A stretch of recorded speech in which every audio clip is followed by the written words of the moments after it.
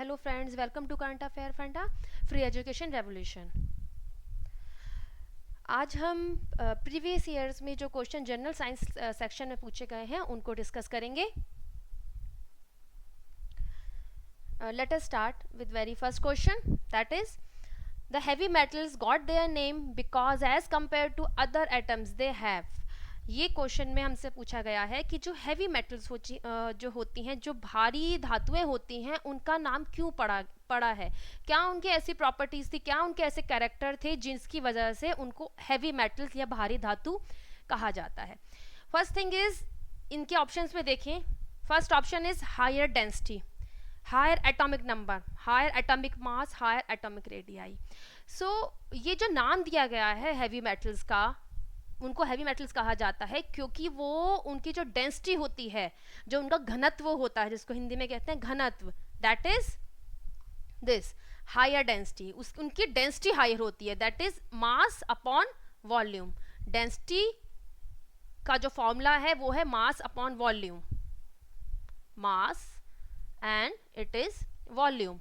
That means कि जो वो धातु है वो पर यूनिट वॉल्यूम पर कितना उसका मास है, वो कितनी जगह घेरती है। अगर नॉर्मल लैंग्वेज में कहा जाए तो space occupied, space occupied, we called it density. तो जो हैवी मेटल्स का जो नाम दिया गया है वो उनकी डेंसिटी के बेस पे दिया गया है, क्योंकि और एटम्स के मुकाबले में उनकी जो डेंसिटी होती है, जो उनका घनत्व होता है, वो ज्यादा होता है। So in this case A might be the correct answer. जो मोस्ट प्रोबेबल आंसर है वो ए है, क्योंकि एटॉमिक नंबर को भी कंसिडर किया जाता है, लेकिन वो फिजिक्स के कंटेस्ट में ज्यादा लिया जाता है। तो मोस्ट जो प्रोबेबल आंसर है वो ए है, that is higher density. Next question, photochemical smoke is a resultant of the reaction among। Before coming to the term photochemical smoke, that means कि photochemical, इस क्वेश्चन में पूछा गया है कि photochemical smoke कैसे बनता है, इसमें से क्या उसका कंपोजिशन है और किस तरीके से फॉर्म होता है, दिस इज द क्वेश्चन। तो फोटोकेमिकल स्मोक को डिफाइन करने से पहले सबसे पहले देखें कि स्मोक क्या होता है। Smoke is a type of, first thing कि ये एयर पॉल्यूशन है, that is a kind of air pollution. और ये एयर पॉल्यूशन किससे होता है, ये होता है नाइट्रोजन ऑक्साइड्स, जो नाइट्रोजन के ऑक्साइड्स होते हैं, sulphur oxides and ozone and some CFCs also and carbon monoxide also, and so these are the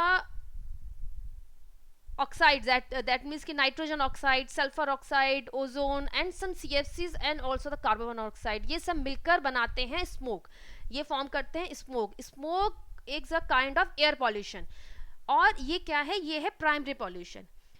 अब क्या होता है कि जो प्राइमरी पॉल्यूटेंट हैं, that is nitrogen oxide, sulphur oxide and CFCs and carbon monoxide, ये सब सनलाइट की प्रेजेंस में रिएक्ट कर लेते हैं, therefore they form the secondary pollutant. अब वो बनाते हैं secondary pollutant.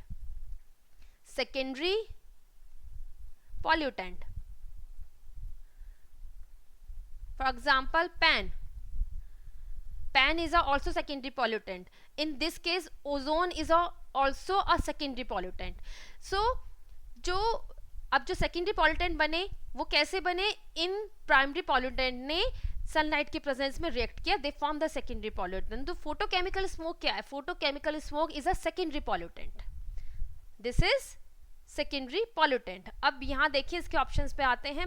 First option is carbon monoxide, CO is carbon monoxide, O2 that is oxygen and परऑक्सी acetyl nitrate, इसकी शॉर्ट फॉर्म है pan in presence of sunlight, ये option नहीं हो सकता। Carbon monoxide, carbon dioxide, nitrogen dioxide and low temperature, ये भी option नहीं हो सकता। NO2 that is nitrogen oxide, O3 that is ozone and pan that is peroxyacetyl nitrate, O3 and pan, they are the secondary pollutant in the presence of sunlight. This is the answer. So answer of this question, इस question का answer है NO2, ozone and pan in the presence of sunlight they form the photochemical smoke. इस question हमसे यही पूछा गया था कि फोटोकेमिकल स्मोक कैसे बनता है, उस क्या रिएक्शन है जिससे फोटोकेमिकल स्मोक की फॉर्मेशन होती है। तो फर्स्ट थिंग हमने बताई कि स्मोक क्या है। स्मोक फर्स्ट थिंग इज कि वो एक टाइप ऑफ एयर पॉल्यूशन। वो किस चीज से मिलकर बनता है? वो बनता है नाइट्रोजन ऑक्साइड, सल्फर ऑक्साइड, उसके अंदर ओजोन भी होती है, लेकिन ozone is a secondary pollutant. Some small amount of CFCs, that is chlorofluorocarbons also and carbon monoxide also। और ये सब कहाँ से आते हैं? ये आते हैं एक तो जो व्हीकल्स का एमिशन होता है उससे एटमॉस्फेयर में आते हैं। सेकंड थिंग जो इंजन में कंबक्शन होता है उसका जो डिस्चार्ज होता है उससे भी ये उसमें एयर में आते हैं। So therefore this is a primary pollutant. ये प्राइमरी पॉल्यूटेंट सनलाइट के प्रेजेंस में रिएक्ट करते हैं, they form the secondary pollutant. This is the photochemical smoke. So photochemical smoke का कंपोजिशन है NO2 that is nitrogen oxide, ozone, this is nitrogen oxide, ozone and pan. In the presence of sunlight, they form the photochemical smoke. For a missile launched with a velocity less than the Earth escape velocity, the total energy is। इस question में पूछा गया है कि इस question को discuss करने से पहले एक चीज यहां पे हम डिस्कस करते हैं, that is the escape velocity which is a topic of physics. Escape velocity क्या होती है? अर्थ की एस्केप वेलोसिटी क्या है?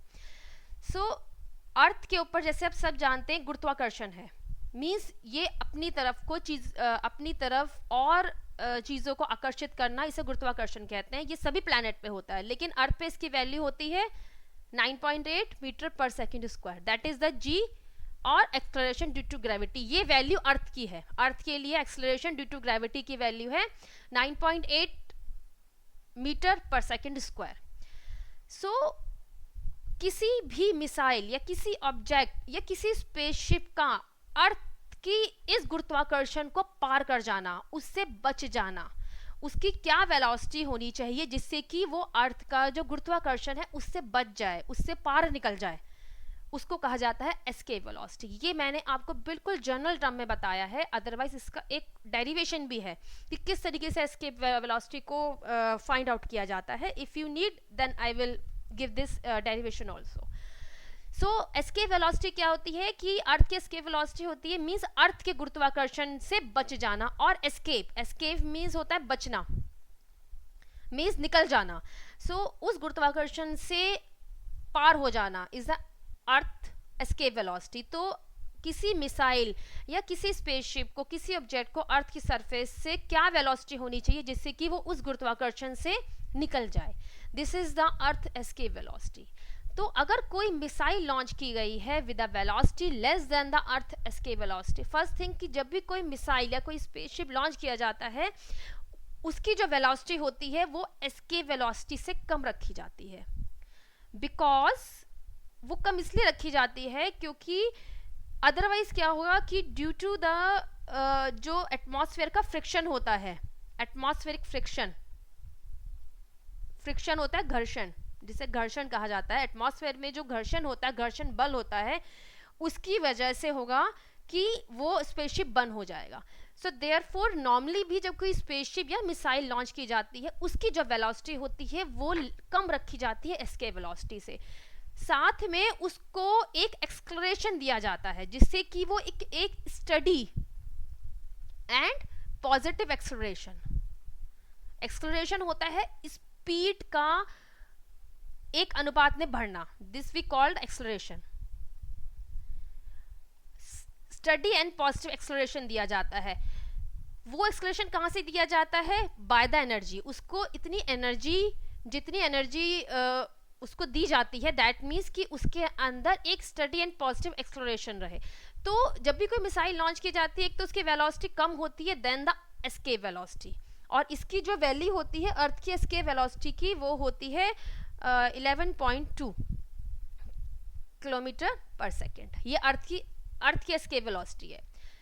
सो मिसाइल जब लॉन्च की गई, पहली बात कि वो अर्थ की एस्केप वेलोसिटी से कम वेलोसिटी पर लॉन्च की गई, उसके अंदर स्टडी एंड पॉजिटिव एक्सप्लोरेशन के लिए, जिससे कि वो चलती रहे, एनर्जी की सप्लाई की जाती है.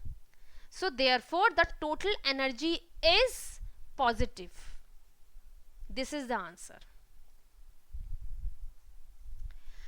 उसकी जो एनर्जी होती है उस ऑब्जेक्ट की, उस मिसाइल की जो लॉन्च की गई है, जिसकी वेलोसिटी अर्थ एस्केप वेलोसिटी से कम है, उसकी एनर्जी पॉजिटिव रहेगी, क्योंकि तभी उसके अंदर एक स्टडी होता है कि एक कांस्टेंट तरीके से एक्सेलरेशन होना और साथ में पॉजिटिव एक्सेलरेशन होना, वो होगा, और जिससे कि वो अर्थ के गुरुत्वाकर्षण को पार कर जाएगी. सो this is the answer, that is D. Which of the following can be found as pollutant in the drinking water in some part of India? India में ड्रिंकिंग वाटर, जो पीने योग्य पानी होता है, उसमें कौन कौन से पॉल्यूटेंट मेनली फाउंड किए जाते हैं? यहाँ पे कुछ ऑप्शंस दिए गए हैं. That is the arsenic, sorbitol, fluoride, formaldehyde and uranium. So answer of this is arsenic पाया जाता है. जो पीने योग्य पानी है उसमें इंडिया में कौन कौन से पॉल्यूटेंट होते हैं, जो एक्सटर्नल मटेरियल है उस सब्सटेंस में, नेचुरल नहीं है, वो बाहर से आया है, वी कॉल्ड इट पॉल्यूटेंट, और जो उसकी क्वालिटी को चेंज कर देता है, उसको पॉल्यूटेंट कहा जाता है. सो नेम जो मेनली जो पॉल्यूटेंट जो पानी में पाए जाते हैं इंडिया में, वो हैं arsenic, fluoride and uranium. So therefore इसमें से देखा जाए तो ऑप्शंस है जिसमें 1, 3 और 5 हो, that is arsenic, fluoride and uranium, that is D. So D is the answer of this question. Molybdenum deficiency affects the activity of. Symbol of molybdenum is MO. First thing is that कि ये जो metals हैं, that is molybdenum हो गया, या copper हो गया, या iron हो गया, ये सब एज अ कोफैक्टर पाए जाते हैं in the prosthetic group, as a cofactor in prosthetic group में पाए जाते हैं. मॉलिब्डेनम भी प्रोस्थेटिक ग्रुप में एज अ कोफैक्टर पाया जाता है. दैट मीन्स कोफैक्टर क्या होता है? Presence of a metal ion in this prosthetic group के अंदर मेटल का पाया जाना, उसे कोफैक्टर कहते हैं. सो मॉलिब्डेनम पाया जाता है रिडक्टेज में. Reductase, these are the enzymes. Reductase, dehydrogenase and nitrogenase and oxidoreductase. इन सब एंजाइम्स में प्रोस्थेटिक ग्रुप में मॉलिब्डेनम पाया जाता है. सो देयरफॉर अगर मॉलिब्डेनम एज अ कोफैक्टर पाया जाता है, अगर मॉलिब्डेनम की डेफिशिएंसी होगी तो वो क्या करेगा? तो दैट मीन्स कि इन एंजाइम्स की एक्टिविटी अफेक्ट होगी, उसकी एक्टिविटी रिड्यूस हो जाएगी, कुछ ना कुछ तो होगा, या तो कम हो जाएगी या बढ़ जाएगी. So nitrate reductase, yes, it is affected by the molybdenum deficiency. Chloride reductase, yes, it is also affected by the molybdenum deficiency, and nitrogenase also. So therefore answer is B in this case, that is all of the given option.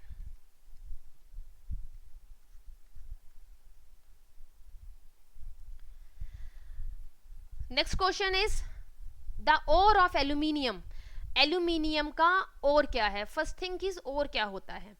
Ore means होता है कि वो mineral जिसमें से हम element का extraction फायदेमंद तरीके से कर सकते हैं. That means in the profitable manner, extraction in profitable manner. उनको, उन मिनरल्स को कहा जाता है ओर. तो एल्यूमिनियम किस मिनरल में इतनी अच्छी मात्रा में होता है कि क्योंकि ये जो एक्सट्रैक्शन प्रोसेस होते हैं ऑफ कोर्स ये टाइम कंज्यूमिंग भी होते हैं और साथ में इसमें मटेरियल और साथ में एक्सपेंस भी लगता है. सो देयरफॉर अगर एल्यूमिनियम या कोई भी एलिमेंट किसी मिनरल में बहुत कम मात्रा में उपस्थित है तो उसका एक्सट्रैक्शन करना प्रॉफिटेबल नहीं होगा, वो फायदेमंद नहीं होगा. जितना उसमें एक्सपेंस होगा उतना हमें मटेरियल नहीं मिलेगा. सो देयरफॉर ओर की जो डेफिनेशन है, ओर मीन्स वो मिनरल्स जिसमें से एलिमेंट का एक्सट्रैक्शन प्रॉफिटेबल होता है, मीन्स हमें अच्छी मात्रा में वो मिलता है, उसको कहा जाता है ओर। तो इसमें यहाँ ऑप्शंस हैं द ओर ऑफ एल्यूमिनियम। अब हमसे एल्यूमिनियम का ओर पूछा गया है, दैट मीन्स कि एल्यूमिनियम इनमें से किस में से प्रॉफिटेबल तरीके से एक्सट्रैक्ट किया जा सकता है। First option is chalcopyrite. Chalcopyrite is the ore of copper. Copper इसमें से प्रॉफिटेबल तरीके से इस मिनरल में से निकाला जाता है। So therefore ore, this is the ore of copper. Bauxite. Bauxite is the ore of aluminium. यही हमसे क्वेश्चन में पूछा गया है कि एल्यूमिनियम इसमें से किस ओर में से निकाला जाता है। So bauxite is the answer. Fluorspar. Fluorspar is a mineral form of calcium fluoride. Calcium fluoride की मिनरल फॉर्म है। This is the mineral form of carbon fluoride, sorry calcium fluoride. Hematite. Hematite is a ore of iron. So answer of this question, that is ore of aluminium, is bauxite. That is B. Cyanide poisoning causes death in second because cyanide की जो poisoning है, या question में कहा गया है कि जो साइनाइड की पॉइजनिंग है उससे सेकेंड्स में डेथ हो जाती है। बिकॉज यहाँ पे इसके कुछ ऑप्शंस दिए गए हैं। First thing is cyanide poisoning, ये दो तरीके की होती है। First is acute and second is chronic. Acute क्या होती है कि जब कोई ऑर्गेनिज्म पेस्टिसाइड और इंसेक्टिसाइड के कांटेक्ट में आता है, that is pesticide and insecticide से जो इंसेक्टिसाइड्स से जो साइनाइड का जो पॉइजनिंग होती है उसको कहते हैं एक्यूट। क्रॉनिक होती है, दैट मीन्स जिसमें धीरे धीरे करके साइनाइड का एक्यूमुलेशन होता है और इसका इफेक्ट भी लॉन्ग टर्म होता है, that is the long term effect. We called it chronic. अभी कैसे इफेक्ट करती है साइनाइड के पॉइजनिंग, इफेक्ट कैसे करती है? It effect because it break the electron transport chain. ये इलेक्ट्रॉन ट्रांसपोर्ट चेन को ब्रेक कर देती है। अब इलेक्ट्रॉन ट्रांसपोर्ट चेन और ETC, that is the short form electron transport chain, ये क्या होती है? इलेक्ट्रॉन ट्रांसपोर्ट चेन होती है जिसमें there is a series of compounds की एक सीरीज होती है जिसमें इलेक्ट्रॉन्स आर डोनेटेड, इलेक्ट्रॉन्स का एक्सचेंज होता है। Series of compound in which electrons are exchanged. Electrons are exchanged from donor to acceptor. donor होता है to acceptor.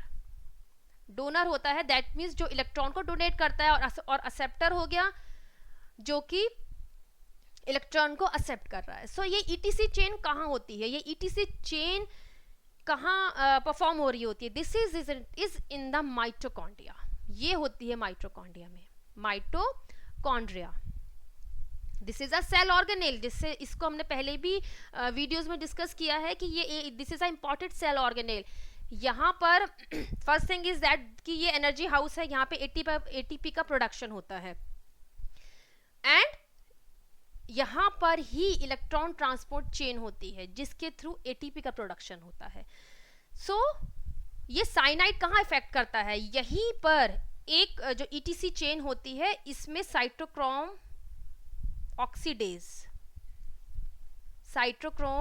ऑक्सीडेज एक कंपाउंड आता है इस चेन में। उस चेन में दैट इज ETC में cytochrome oxidase is a compound, ये इसका एक पार्ट है ETC का। ये साइनाइड यहां इफेक्ट करता है। कैसे? कि क्योंकि इस ऑक्सीडेज में जो आयरन है वो एज अ कोफैक्टर है, आयरन इज अ कोफैक्टर। ये साइनाइड आके यहां बाइंड करता है, cyanide ion effect this iron, ये इस आयरन पर बाइंड कर जाता है। So therefore now the cytochrome oxidase की जो नॉर्मल एक्टिविटी थी जो नॉर्मल ये जो यहाँ पे इलेक्ट्रॉन का एक्सचेंज हो रहा था वो रुक जाता है. सो देयरफॉर अगर बीच में जो सीरीज के एक कंपाउंड में साइटोक्रोम ऑक्सीडेज में ये चेंज हुआ कि साइनाइड ने आके उसका जो कोफैक्टर था उसको बाइंड कर दिया, सो देयरफॉर ये चेन ब्रेक हो जाती है. दिस इज द रीजन कि why it causes the death in second, because cyanide ion it breaks the electron transport chain. और ये कहाँ affect करता है? It affect the cytochrome oxidase by binding the iron. iron वहाँ पे is as a cofactor act कर रहा है इसमें साइटोक्रोम ऑक्सीडेज में. ये साइनाइड आयन यहाँ बाइंड कर जाता है. सो देयरफॉर इसकी जो नॉर्मल एक्टिविटी होती है साइटोक्रोम ऑक्सीडेज की वो खत्म हो जाती है. So this is the reason. So answer is D.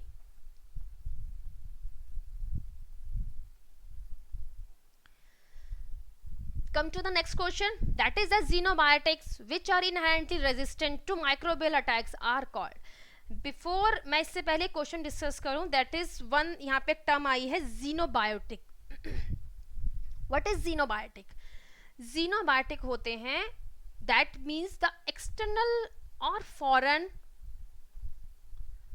External material और external object to the organism.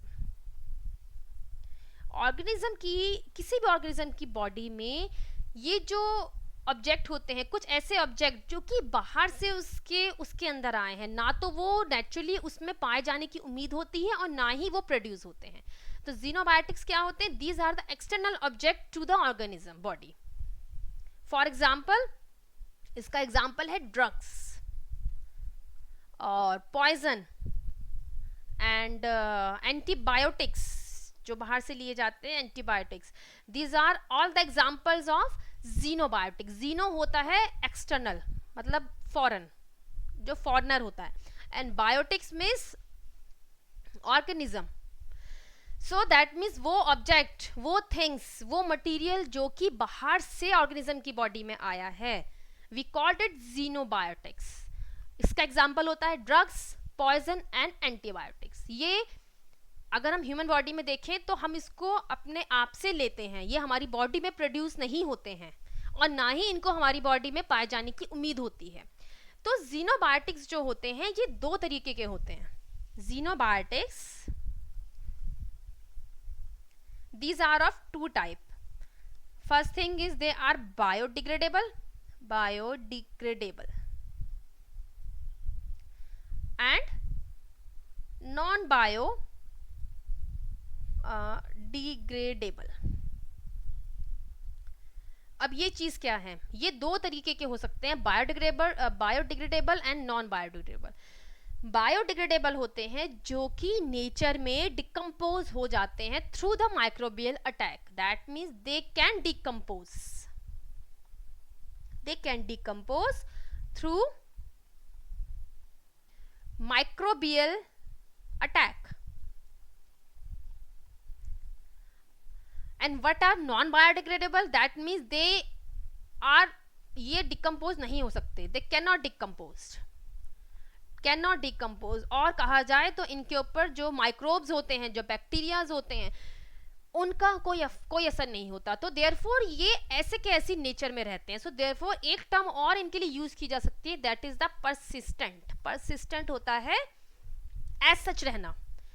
And इन्हीं नॉन बायोडिग्रेडेबल कैटेगरी को एक और नाम दिया गया है, that is the recalcitrant.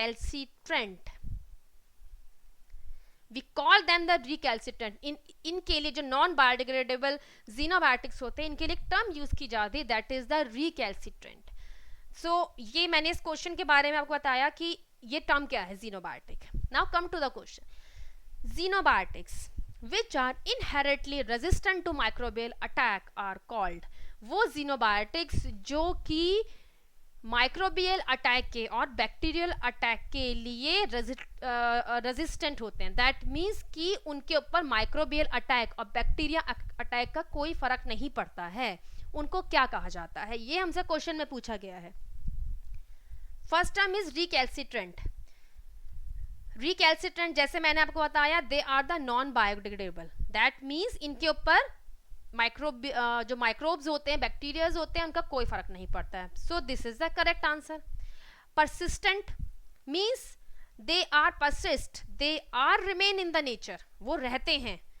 So therefore this is also the correct term for these type of xenobiotics जो कि microbial attacks के लिए कोई उनके ऊपर फर्क नहीं पड़ता है.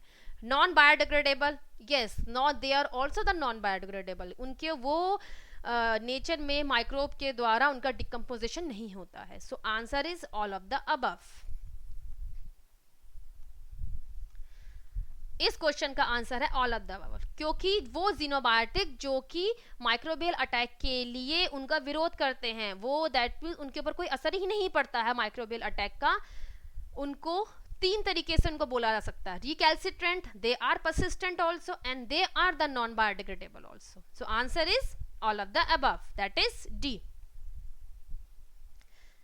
Microbial type culture collection center is situated at Chandigarh. This is the answer. Microbial type culture collection, this is जो ये जो यूनिट बनाई गई थी, ये यूनिट थी by the collaboration of CSIR and National, sorry, Microbial Type Culture Collection Center is situated at Chandigarh. So this is the answer. Who discovered antibiotic? Antibiotic is first discovered by the Alexander Fleming. Alexander Fleming. उन्होंने कौन सी antibiotic first discover की थी? ही discovered penicillin जी. इसका नाम था penicillin ji. From, और किससे discover की थी? From mould penicillin, penicillium notatum, notatum. He discovered penicillin G. This antibiotic, ये जो एंटीबायोटिक था, first antibiotic discovered by the Alexander Fleming, और वो एंटीबायोटिक क्या था? Penicillin ji.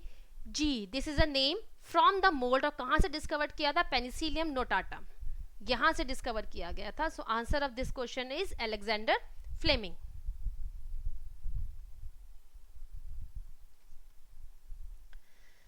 One gene pair hides the effect of other unit. The phenomenon is called as, ये एक genetic का एक क्वेश्चन है. दैट इज कि जब एक जीन पेयर का इफेक्ट, यहां जो क्वेश्चन में कहा गया है वो क्या है? जब एक जीन पेयर का इफेक्ट दूसरा जो उसकी यूनिट होती है वो उसको बिल्कुल छुपा देती है और मास्क कर देती है, और मास्क द इफेक्ट, उसके इफेक्ट, जो एक जीन पेयर का इफेक्ट है उसको मास्क कर देती है. उस फिनोमिनन को हम क्या कहते हैं? We called it dominance. उसको डोमिनेंस कहा जाता है. जब एक जीन पेयर का जो इफेक्ट है उसको दूसरा जीन पेयर मास्क कर देता है. We called it dominance. What is epistasis? Answer of this question is dominance. Dominance होता है डोमिनेट और हावी होना. सो जैसे कि नाम सजेस्ट करता है, डोमिनेंस का यहाँ पे इस जेनेटिक्स में मतलब है कि जब किसी एक जीन पेयर पे दूसरा जीन पेयर हावी हो जाता है, वो उसके इफेक्ट को बिल्कुल सप्रेस कर देता है और उसको बिल्कुल मास्क कर देता है. We call this effect as dominance. What is epistasis? Epistasis होता है जब किसी जीन पेयर का जो इफेक्ट होता है वो जो दूसरे मॉडिफायर्स जीन है उनके ऊपर डिपेंड करता है. So we called it as epistasis. Epistasis is कि जब effect of gene pair, effect of gene pair in the presence of other modifier gene, वो modifier gene. इस लाइन का मतलब ये है, यहाँ जो मैं कहना चाहती हूँ वो ये है कि किसी जीन पेयर का जो इफेक्ट है उसका क्या इफेक्ट है, उसका क्या फिनोटाइप है, वो दूसरे जो जीन पेयर है उसकी प्रेजेंस पे डिपेंड करता है. We call this as epistasis. What is mutation? Mutation is a change in DNA sequence. Change in DNA sequence, इसको कहा जाता है mutation. So answer this question is dominance. A fuse wire is characterized by, fuse wire is characterized by, first thing is यहाँ पूछा गया है कि जो फ्यूज वायर होती है उसकी क्या प्रॉपर्टी होनी चाहिए. फ्यूज वायर क्या होता है? फ्यूज वायर किसी इलेक्ट्रॉनिक सर्किट में इट इज कहा जाए अ प्रोटेक्टेड डिवाइस है और अ सैक्रिफाइजल डिवाइस है. सैक्रिफाइजल डिवाइस है, सैक्रिफाइजल डिवाइस इन अ सर्किट. क्यों? क्योंकि जब भी ओवर करंट फ्लो होता है, जब भी करंट ज्यादा फ्लो होता है सर्किट में, तो इस फ्यूज वायर का काम ये होता है कि वो सर्किट को डिस्कनेक्ट कर देता है, जिससे कि जो प्रोटेक्शन हो सके फ्रॉम द ओवरफ्लो, कोई डैमेज ना हो, फर्दर कोई डैमेज ना हो. So function of this fuse wire is the protection. इसका जो काम होता है वो प्रोटेक्शन का होता है, protection from the overflow of current, overflow of current. So अब इसके क्या कैरेक्टर होने चाहिए? फ्यूज वायर किससे मिलकर बनी होती है? फ्यूज वायर का जो मेन जो इसका एक पार्ट होता है वो होती है एक मेटल की वायर. अब इस मेटल वायर की क्या प्रॉपर्टीज होनी चाहिए? सो अकॉर्डिंग टू मी इसकी प्रॉपर्टी होनी चाहिए कि इसका resistance first thing is low होना चाहिए. वाई? क्योंकि अगर इसका रेजिस्टेंस लो नहीं होगा, दैट इज द, मैंने यहां कहा कि इसका मेटल वायर का होना चाहिए लो रेजिस्टेंस. अगर इसका लो रेजिस्टेंस नहीं होगा, दैट मीन्स कि इसमें से करंट फ्लो नहीं होगा. अगर इसका रेजिस्टेंस हम मान ले कि हाई हमने रख लिया, तो देयरफॉर अब क्या होगा कि जो सर्किट में जो करंट है वो इसका विरोध करेगा, दैट मीन्स यहाँ पर वो करंट आएगा ही नहीं. So therefore first thing is that कि इसका रेजिस्टेंस लो होना चाहिए, जिससे कि अगर करंट ज्यादा है तो वो यहाँ पर जरूर फ्लो करे. देयरफॉर लो रेजिस्टेंस इसकी एक प्रॉपर्टी होनी चाहिए. Second thing is the low melting point. Why? इसका मेल्टिंग पॉइंट लो होना चाहिए क्योंकि ये इसी तरीके से प्रोटेक्शन को प्रोवाइड करता है, प्रोटेक्शन देता है. जैसे ही ज्यादा करंट आएगा ड्यू टू हीट, ये मेटल वायर पिघल जाएगी बिकॉज इसका मेल्टिंग पॉइंट लो होगा. तो देयरफॉर जो सर्किट होगा वो डिस्कनेक्ट हो जाएगा. Therefore circuit disconnect, disconnect. This is the function of this fuse wire. So might be so the right answer might be according to me is the low resistance and low melting point. This is the answer. इसका मैंने आपको expression दिया कि ऐसा क्यों होना चाहिए. मेरे मुताबिक जैसा मैं सोचती हूँ वो ये है कि इस मेटल वायर की दो प्रॉपर्टीज होनी चाहिए. फर्स्ट इज लो रेजिस्टेंस, क्योंकि इसका काम है protection from the overflow of the current. ये सर्किट में इसका काम क्या है कि सर्किट को प्रोटेक्शन प्रोवाइड करता है, जिससे कि अगर ज्यादा करंट सर्किट में आ गया है तो देयरफॉर आगे प्रोटेक्शन हो जाए, कोई और ऐसा डैमेज ना हो ड्यू टू दिस ओवरफ्लो. सो इसकी property, it is made up of a metal wire. Main part इसका एक मेटल वायर होती है. उसकी क्या प्रॉपर्टी होनी चाहिए? उसकी प्रॉपर्टी होनी चाहिए फर्स्ट थिंग इज दैट कि उसका रेजिस्टेंस लो होना चाहिए. दैट मीन्स जो करंट है वो यहाँ से फ्लो होना चाहिए. अगर हाई रेजिस्टेंस होगा तो यहाँ करंट फ्लो होगा ही नहीं. सेकेंड थिंग, उसका मेल्टिंग पॉइंट लो होना चाहिए. दैट मीन्स कि जैसे ही करंट ज्यादा फ्लो हुआ है तो उसका मेल्टिंग पॉइंट इतना होना चाहिए कि वो पिघल जाए. सो देयरफॉर जैसे ही वो पिघलेगा, मेटल वायर पिघल जाएगी, जो सर्किट होगा वो डिस्कनेक्ट हो जाएगा. सो this is the answer, that is a low resistance and low melting point. When a helium atom loses an electron, it become, this is the helium atom having the atomic mass 4 and atomic number 2. जब helium atom जिसका atomic number 2 है, that means उसके अंदर कितने electrons हैं? Having electrons 2 electrons हैं. इसमें question में पूछा गया है जब helium atom loses an electron it become, जब वो एक इलेक्ट्रॉन लूज कर देगा, वो इन 2 इलेक्ट्रॉन में से एक इलेक्ट्रॉन उसने लूज कर दिया, तो वो क्या बन जाएगा? उसने जब एक इलेक्ट्रॉन लूज किया तो वो बनेगा अ पॉजिटिव हीलियम आयन. जब भी कोई एटम इलेक्ट्रॉन लूज करता है, वो इलेक्ट्रॉन देता है, उसने एक इलेक्ट्रॉन दे दिया, तो always it become a positive entity, वो एक पॉजिटिव चार्ज गेन कर लेता है. So therefore when a helium atom, वो जब एक हीलियम एटम एक इलेक्ट्रॉन को लूज कर देगा, it will become a positive helium ion. This is the answer. The dynamo convert. What is dynamo? Dynamo क्या फंक्शन करता है? डायनेमो क्या होता है कि दैट इज, इसके अंदर क्या होता है कि there is a coiling of conductive wire. First thing is a coil of conducting wire. Conducting wire means, conducting means होता है जो अपने में से इलेक्ट्रिसिटी को पास होने देती है. इस ऐसे ही किसी मटेरियल से बनी हुई एक वायर का कॉइल होता है. और वो कहाँ होता है? It is position between the north and south pole of a magnet. North and south pole of magnet के बीच में इस तरह से एक कॉइल होती है वायर की, which is made up of a conducting wire. Conducting wire होती है जो अपने में से करंट को पास होने देती है. और ये north and south pole of a magnet, ये मैग्नेट है, मैग्नेट के नॉर्थ एंड साउथ पोल के बीच में ये कॉइल रखी हुई है.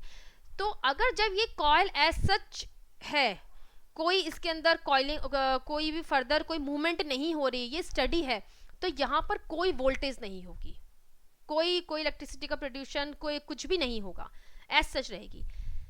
लेकिन जब इसकी मूवमेंट होगी, इसकी कॉइलिंग होगी, देयरफॉर तब क्या होगा? It experience different magnetic field because of these pole, north and south pole के मैग्नेट के बीच में ये रखी हुई है कॉइल. तो जब इसकी मूवमेंट होगी, कॉइलिंग स्टार्ट होगी, इसकी कॉइल जो कॉइल्ड है इसका मूवमेंट स्टार्ट होगा, तो ये डिफरेंट मैग्नेटिक फील्ड एक्सपीरियंस करेगी, बिकॉज ऑफ विच इसकी वजह से क्या होगा? वोल्टेज इंड्यूस होगी, वोल्टेज आएगी, और इस वोल्टेज की वजह से इलेक्ट्रिसिटी पैदा होगी. सो अब आते हैं इसके ऑप्शंस पे. Mechanical energy into magnetic energy, wrong. Mechanical energy into electrical energy, yes. Mechanical energy into electrical energy. Why? क्योंकि जैसी कॉइल की मूवमेंट स्टार्ट हुई, that is the mechanical energy.